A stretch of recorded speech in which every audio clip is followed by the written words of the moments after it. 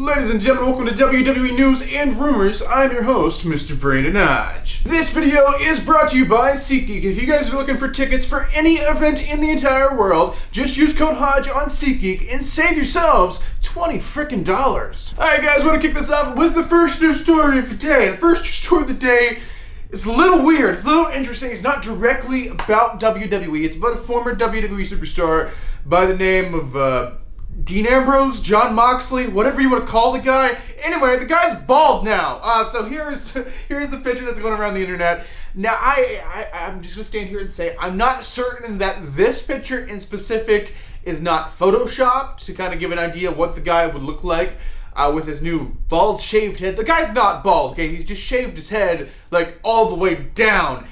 So the one I do know is real is there was an autograph signing the guy did this morning.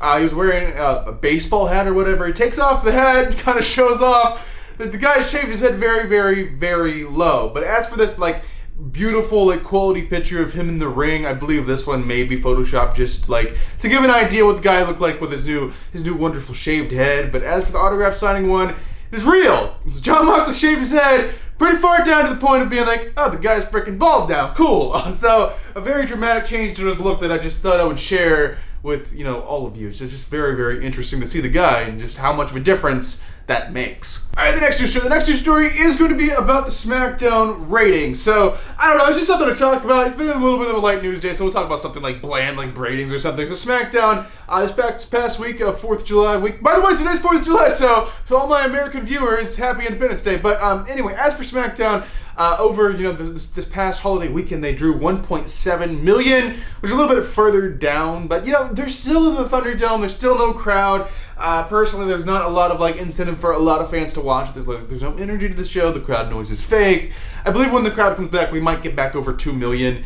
And hopefully, like, around the build to SummerSlam, we can get up to 3 million. And then, obviously, you want higher than that, but 3 million, I believe, is the peak we're really going to see. But we'll just have to wait and see how it's going to bounce back when the crowd's back. But as for this past week, we got 1.7 million viewers. Hopefully, when the crowd's back, everything will spike back up. At least that's, the thought. But yeah, guys, that's actually the only 2 confirmed news stories to talk to you guys about today. But don't you dare go anywhere. Go ahead and get your juice boxes out. Get your juice boxes ready. Because, ladies and gentlemen, it is now time to talk about some juicy rumors. The first rumor is a guess about Vince McMahon. Vince McMahon, the owner of the WWE. So he makes, pretty much all the decisions ultimately of what happens. I mean, he has creative people that come up with things, but ultimately the guy has to okay stuff. So he's pretty much in charge of the entire deal.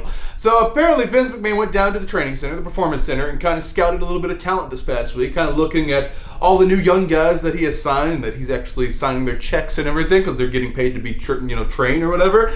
And he's looking for new, fresh people to bring him to the main roster, even if they're not like, even on NXT television. And apparently the ultimate thought here is Vince is just looking for younger, bigger guys. Because Vince feels like there's too many smaller, normal-looking guys on the main roster, and he wants a young, huge guy. He wants the next Andre, but he wants like a 19-year-old Andre or something.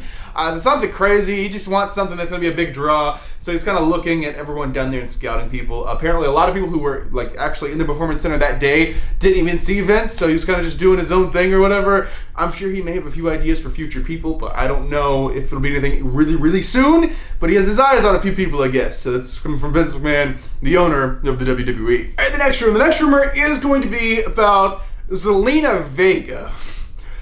This is something I did not see coming. A lot of people didn't see coming, and surprises are wonderful. Surprises are what makes wrestling so great, so exciting, and we miss a lot of surprises. Zelena Vega was something I was not expecting to see on SmackDown this past week. So, basically, if you don't know, Zelena Vega was a wrestler manager type role in the WWE for a little while, and then she, on the side, liked to do a little Twitch streaming, a little gaming streaming or whatever, which is completely fine.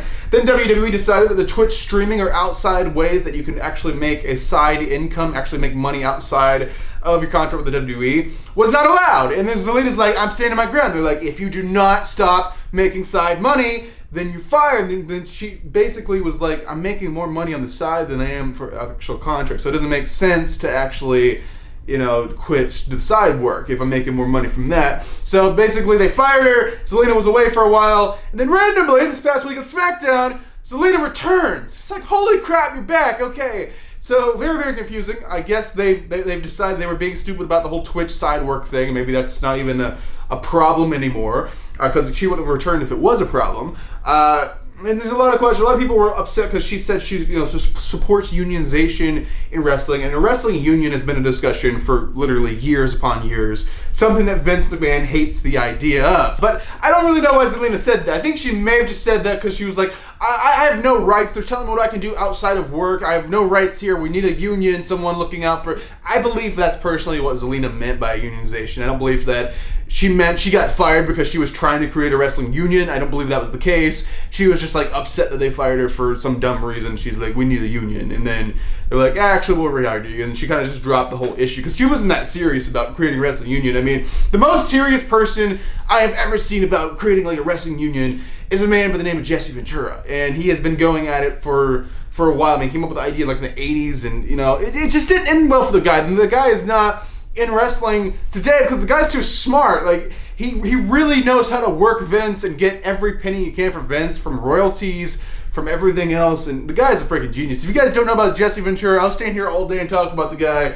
But I really do like the guy. He's a genius, and he really had the potential to change the wrestling business, just not really with Vince, because Vince and him didn't get along too well. But anyway, back to Zelena. Zelena's back. She's back actually full-time. That's the rumor here. She is a full-time wrestler, full-time contract with the WWE again, and she's going to be doing some cool stuff, hopefully, and hopefully she won't be a waste of talent, because she actually is a pretty talented wrestler. Alright, ladies and gentlemen, this is the saddest part of this entire video, so go and get your tissues out, get your tissues ready. This is the final news story, the final rumor, the final thing I'll be talking about inside of this episode of WWE News and Rumors. So it is about none other than Bray Wyatt, the Fiend, Mr. Bray Wyatt.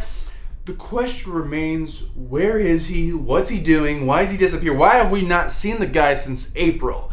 Now I'm going to say the Fiend, the whole character, a lot of these bigger like names, it's completely fine not to have them on TV when there's no like audience in the crowd. There's no crowd there. There's no energy. It's completely fine having like big stars wait until there's a crowd back and everything's back to normal to actually return and do their thing. So, people like Brock Lesnar, The Fiend, maybe have John Cena come in and do something, even, freaking people like The Rock or whoever, just these big names. It's okay to have them off TV until the crowd's back. Crowd's coming back.